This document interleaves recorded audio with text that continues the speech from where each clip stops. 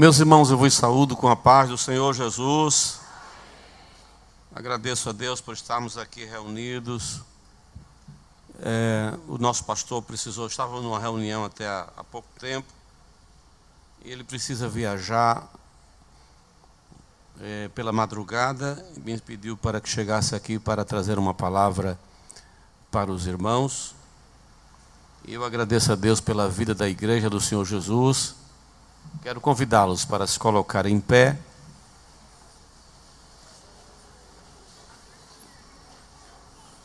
E abrirem as vossas Bíblias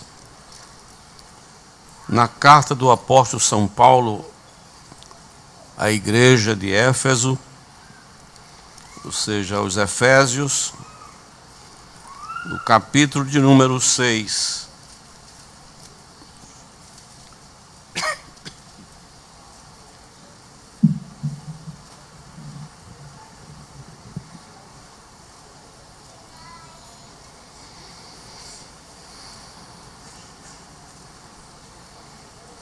Capítulo 6, e os versículos de número 10 em diante, para a nossa reflexão doutrinária desta noite.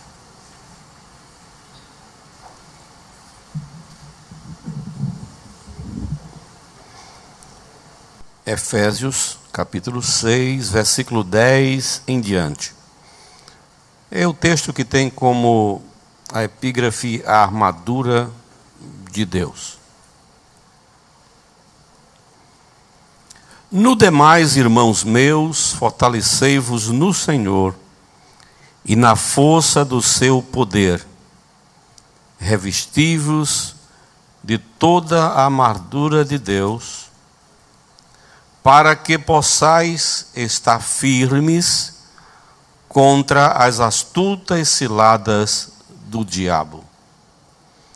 Porque não temos que lutar contra carne e sangue, mas sim contra os principados, contra as potestades, contra os príncipes das trevas deste século, contra as hostes espirituais da maldade nos lugares celestiais. Portanto, tomai toda a armadura de Deus, para que possais resistir no dia mau, e havendo feito tudo, ficar firme. Estais, pois, firmes, tendo cingido os vossos lombos com a verdade, e vestida a couraça da justiça, e calçados os pés na preparação do evangelho da paz, tomando sobretudo o escudo da fé, com a qual podereis apagar todos os dardos inflamados do maligno. Toma também o capacete da salvação e a espada do Espírito, que é a palavra de Deus, orando em todo o tempo, com toda oração e súplica no Espírito, e vigiando nisso com toda a perseverança e súplica por todos os santos. Quem confirma? Senhor Deus, te louvamos pela tua palavra lida e te rogamos que abra para nós uma porta, a porta da palavra, para que possamos trazer para os amados irmãos algo que esteja ligado à tua palavra e à tua vontade, em nome do Senhor Jesus. Amém. Podem sentar.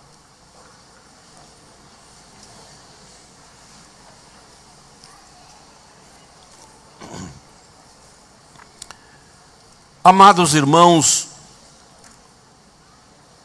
eu li um texto já bastante conhecido pelos irmãos, principalmente esses que se dedicam ao estudo da palavra, seja na escola dominical, seja na doutrina. E nós temos há muito tempo observado que os irmãos que avaliam a permanência do crente em Deus sabe muito bem que é necessário que o crente tenha algumas atitudes. Nossas atitudes, elas poderão nos aproximar de Deus ou nos afastar de Deus. Sim? Sim? Sim. O que é atitude? Atitude, os irmãos sabem muito bem que é aquilo que a gente tende a fazer. É aquilo que a gente pensa em realizar. Mas às vezes apenas fica no pensamento. A gente pensa, mas não faz. E aquilo que a gente faz, que é primeiro pensado e depois efetuado, é o que termina sendo visto pelas pessoas. Porque ninguém pode ver o que está dentro do nosso coração. Digam amém. Porque Satanás desejava muito poder fazer isso. Olhar para mim, para você, e perceber, saber o que nós estávamos pensando. Mas ele não tem onisciência. Deus não deu às criaturas a onisciência. E Satanás, apesar de se achar o bambambam, ele é criatura. Ele não foi criado como o diabo. Ele tornou-se por desobediência.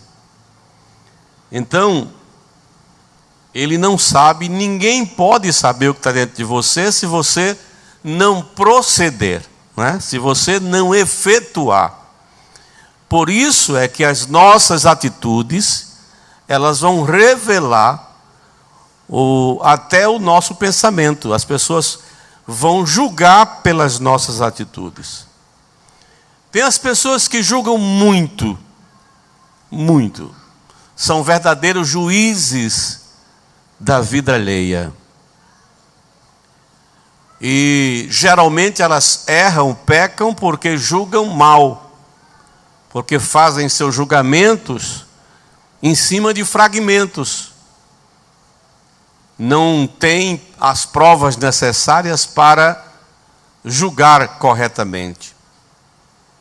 Então, as nossas atitudes, elas podem tanto nos aproximar de Deus, como nos afastar dele. Agora, o que é que tem a ver com esse texto da armadura de Deus? Os irmãos sabem, todos aqui, até as crianças aprendem isso na escola dominical, que a armadura de Deus, no sentido físico, nós sabemos que a armadura era aquela roupagem que se usava, os soldados usavam para ir à guerra, que começaram usando alguns produtos, alguns metais, algumas coisas que evitava que a lança, a espada, alcançasse o corpo do soldado. E Paulo usa essa figura da armadura tão conhecida pelas pessoas para tratar de algo em relação a Deus. Na verdade, o que ele quer dizer é que há algo de Deus que, se tivermos ligado em Deus, há algo de Deus que nos protegerá, que nos manterá, vamos dizer assim, protegidos, guardados no Senhor. Quando a Bíblia diz que Satanás, ele anda em derredor, não diz? A Bíblia não diz? Não diz que ele anda ao redor. Porque a Bíblia também diz que quem está ao redor do crente é o anjo do Senhor. Quando é que a Bíblia diz isso? Porque o anjo do Senhor se acampa ao redor dos que o temem. Então, quem está ao nosso redor é o anjo do Senhor. Por isso que uma determinada igreja cristã, ela usa muita argumentação de que nós temos o anjo da guarda. O anjo da guarda. Nós não nos preocupamos se esse anjo deve estar ao meu lado direito ou ao lado esquerdo, porque apenas nós queremos estar ligado com Deus. Deus é quem determina que o anjo se acampe ou não ao nosso redor. Satanás, por sua vez, não pode estar ao nosso redor se houver o anjo ao redor. Aí a Bíblia diz que ele anda rugindo como leão, procurando alguém que possa tragar. Ele está ao derredor. Então, Paulo, na sua forma teológica de conduzir a argumentação da proteção do crente, ele usa a armadura de Deus. Agora, essa armadura, que devia ser metálica, devia ser de tecido ou de couro, Paulo utiliza aqui uma linguagem que nos interessa muito. Quando ele diz que estaremos firmes. Aqui a palavra-chave do texto, se vocês observarem no texto que li, as palavras-chave vai ser sempre o termo firmes. Aparece no versículo 11, quando diz que para que possais estar firme contra as astutas ciladas do diabo. Aparece também no versículo de número 13, quando diz, para que possais resistir no dia mau e ficar, havendo tudo, feito tudo, ficar firme. Por outro versículo de número 14, de estais, pois, firmes. Aí, daí para frente, vocês já podem perceber que a palavra-chave desse texto bíblico é a firmeza do crente, que é o que hoje nós queremos que os irmãos compreendam.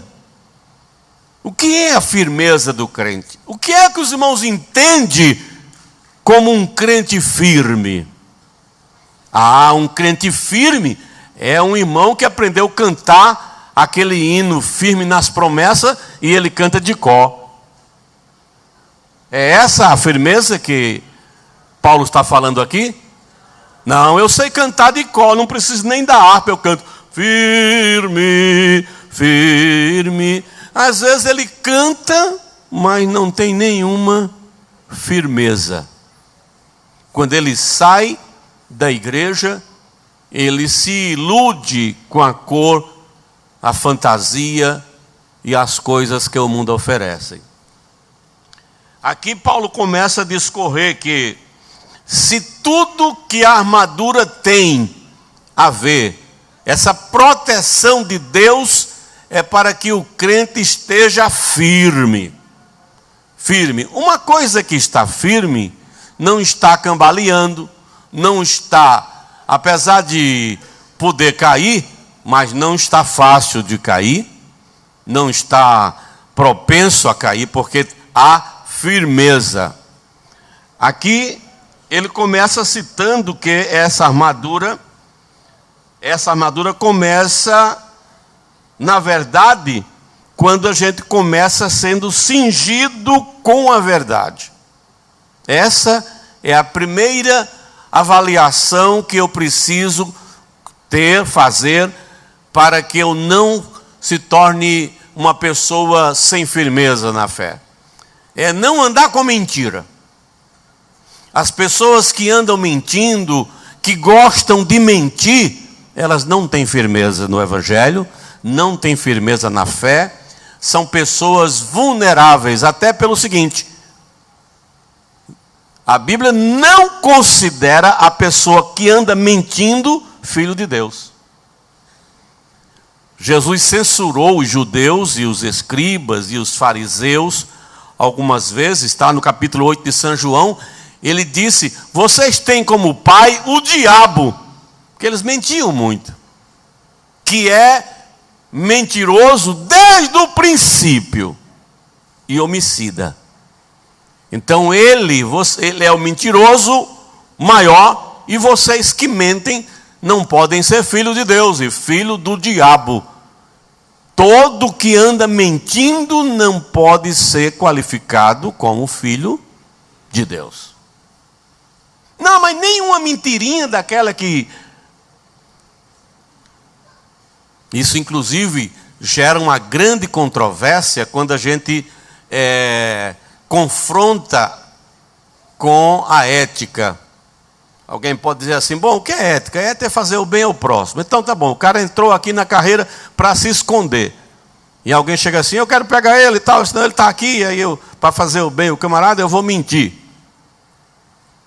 Eu não estou falando aqui agora da questão ética, mas é do viver.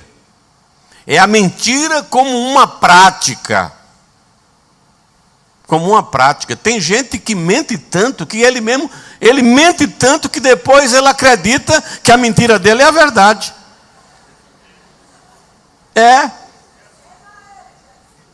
Em uma determinada cidade do interior havia um sujeito que o nome dele era, por questão de ética não vou citar o nome, mas todo mundo conhecia ele como fulano mentira. Veja que título bonito ele conseguiu. Lá, seu fulano mentira. Aí todo mundo já sabia quem era ele. E ele mentia tanto que não tinha nenhuma verdade nele. Um deles chega numa barbearia e o pessoal diz: fulano, diz aí a de hoje, qual é a mentira de hoje? Ele disse: não, hoje eu não posso dizer nenhuma. Depois do que eu vi, hoje eu estou sem poder falar. E o pessoal ficaram preocupados. Mas ele já estava mentindo. Ele já estava mentindo e ninguém... Mas como é? Não, hoje eu não posso falar. Hoje, depois do que eu vi, eu não tenho condição de falar. Eu estou aqui travado. E o pessoal insistindo: mas não é possível, você tem que dizer o que é que você viu, meu amigo. Foi que houve que travou você? Não, opa, passei ali naquela rua tal, aí vi o nome da rua lá. Tem aquele posto de gasolina lá. Pois é. Uma caçamba desgovernada bateu lá no posto, explodiu umas coisas, ia passando um ônibus ali cheio de gente, olha, aí pegou fogo em tudo. Olha que negócio horrível, passei agora lá, está um negócio horrível, eu não estou conseguindo nem pensar. Aí o pessoal correram, pegaram as bicicletas, montaram na bicicleta e correu todo mundo para lá para ver o fato. E chega lá, era tudo mentira, não havia acontecido nada. O pessoal ficaram com tanta raiva que nem voltaram mais para lá, para a barbearia. E passou uma hora e aí ele começou a se incomodar. E ele disse: ora, será que foi verdade? Que eu falei, o pessoal acreditou, foi lá e não voltaram, eu acho que foi verdade. Aí pegou a bicicleta dele e foi olhar. Então veja, o elemento que anda na mentira, depois de um momento, depois de um tempo, de tanto praticá-la, ele passa a ter a mentira como uma verdade. Quem está operando nele é Satanás. Quando alguém começa a praticar a mentira, está se tornando filho do diabo. Porque com Deus, com Cristo, com o Espírito Santo, é a verdade. Santifica-os na verdade, disse Jesus. São João 17:17 está escrito isso. Santifica-os na verdade, a tua palavra é a verdade.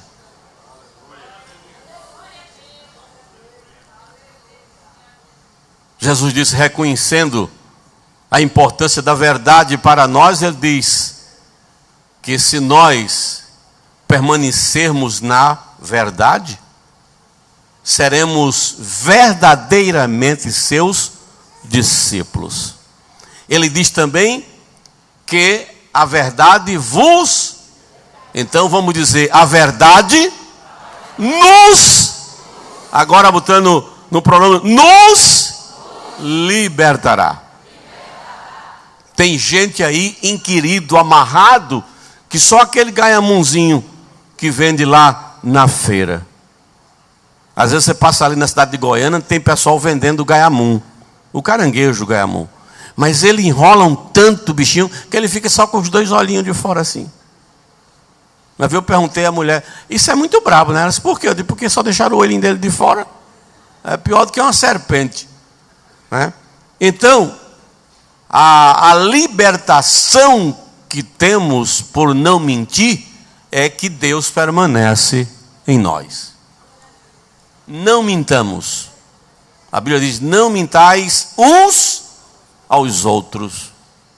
Nós não precisamos mentir. Nós precisamos ser verdadeiros até quando falhamos, quando erramos, quando pecamos. E dizer Deus, porque tem gente que quer esconder até de Deus, como se pudesse. Eu vou orar, mas eu não vou dizer isso para Deus. Ou então vai fazer um remendo. Não, gente. Então, para ficarmos e permanecermos firmes nessa armadura, nessa proteção que Deus nos dá, é preciso cingir-se de quê? Da verdade. Não da mentira. A mentira, se eu mentir, eu pequei. Então devo renunciar à mentira. A verdade, depois, a couraça da justiça. Calçado deve ser com a preparação do evangelho da paz, porque já existem evangelhos aí, vários evangelhos que não são o da paz. Já existe o evangelho segundo o Espiritismo. Já existe o evangelho segundo os apóstolos, que não é o Atos dos Apóstolos. Já existe outros evangelhos, outras mensagens, mas nenhuma delas é a da paz. Nenhuma delas é aquela que Paulo escreve em Romanos 5:1. Sendo, pois, justificados pela fé, temos paz com Deus. A paz com Deus é porque nós temos quando entregamos a nossa vida a Jesus e pela fé, obedecemos a sua palavra. Então, se descermos dentro desse contexto, só discorrendo no texto, vamos ver que é preciso tomar o escudo da fé, que é outra proteção. Com ele vamos apagar os dados inflamados do maligno, que são as setas que ele vai jogar o tempo todo. Você pensa que Satanás parou de jogar seta, irmão? Você está enganado. Ele não descansa, é uma atrás da outra. E já não alcançou você de novo, e talvez não alcance de novo porque você está na armadura de Deus, olha. Você não é aquele sujeito lá da mentira. Você até deve lembrar que alguma vez contou uma mentira na vida, mas como servo de Deus eu não preciso mais viver em mentira. Então eu quero, a partir de agora, dizer para vocês que as nossas atitudes, não vou falar de muitas porque o horário nunca vai dar, mas as nossas atitudes vai nos manter debaixo, revestido por essas armaduras de Deus, ou não. Primeira atitude que eu devo aprender como cristão, para que essa armadura de Deus me proteja dos dados inflamados do diabo, é a obediência à sua. Olha, eu falei aqui, eu gosto muito de deixar os irmãos completarem para saber se os irmãos estão entendendo. Eu falei que para algumas atitudes, eu vou falar aqui de algumas, ao tempo que o tempo der. Algumas atitudes que nos manterá protegidos por essa armadura de Deus, que envolve a verdade, envolve o que mais? Digam aí, a verdade, a justiça, a paz, a fé, não é assim? A salvação. Todas essas coisas que estão envolvidas dentro dessa armadura, as minhas atitudes para que essa armadura esteja sobre mim. A primeira, eu falei, a primeira seria a obediência à palavra de Deus. Se eu não obedeço à palavra de Deus, eu não posso estar de conformidade com a armadura de Deus. Então, se os irmãos olharem no capítulo 26, versículo 5 do livro do Gênesis, abra aí a tua Bíblia, no capítulo 26, o versículo 5 do livro de Gênesis, por favor.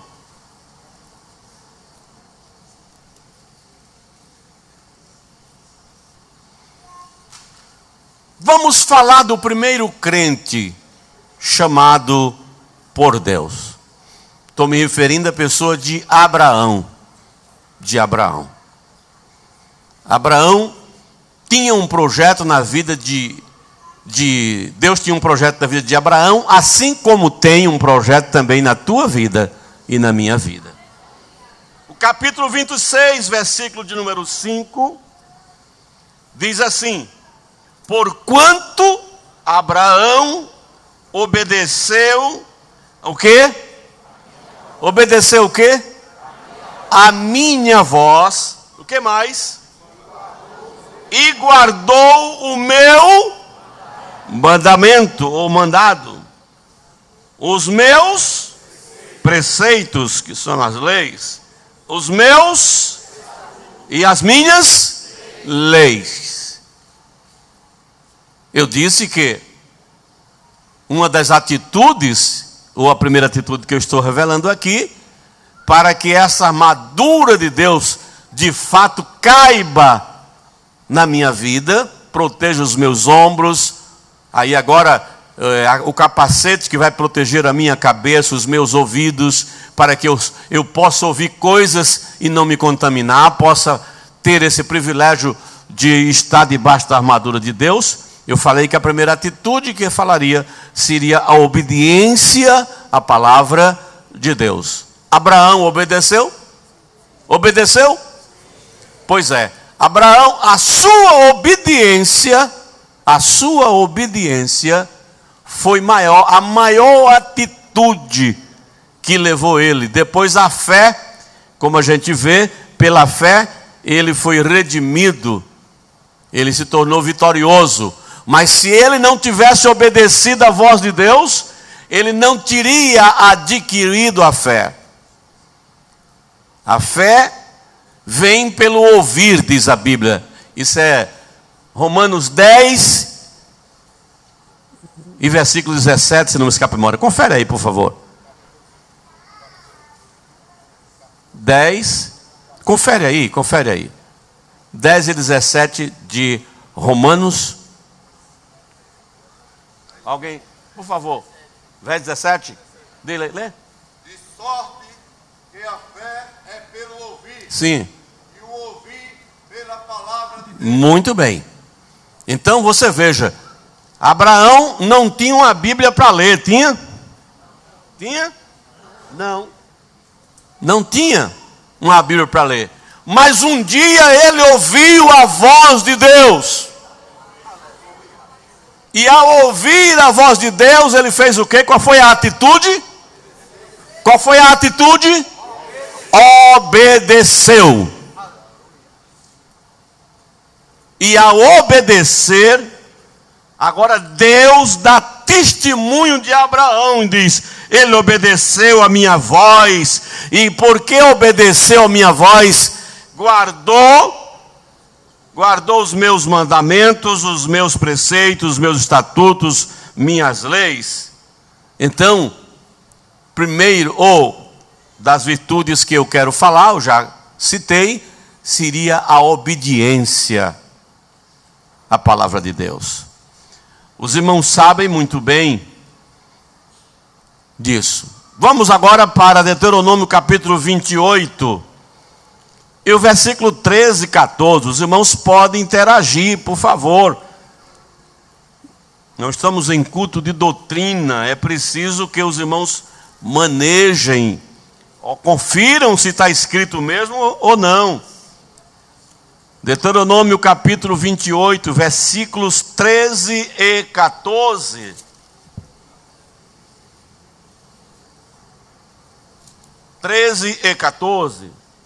O Senhor te porá por cabeça. A armadura alcança a cabeça? Tem capacete na armadura? Tem. Então observe, o Senhor te porá por cabeça e não por... Deus não quer que você seja cauda, Deus quer que você seja cabeça. E às vezes o crente não dá valor, mente, sai mentindo, e aí mentiroso vai lá para o final da fila.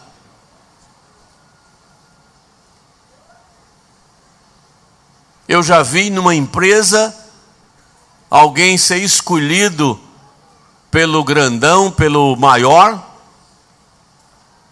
e alguém não gostava de dizer, que discrimina o crente. Não, o crente não vale nada, o crente é crente, não sei o quê. Mas esse homem observava o crente.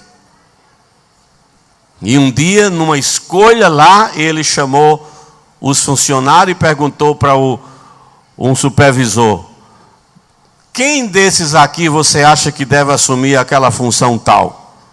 Aí o supervisor olhou e disse assim: Beltrano, Cicrano. Aí o homem disse: mas eu venho observando já há alguns dias que eles mentem muito. Agora tem um aqui que eu já vi que ele não gosta de mentira não. E eu vou escolher ele. É fulano. Quem gosta da mentira tem pacto com o cão. Mas quem gosta da verdade tem os lombos cingidos por Deus. Aleluia! Você olha assim, você não dá nada por ela, mas tem lombo cingido, ó.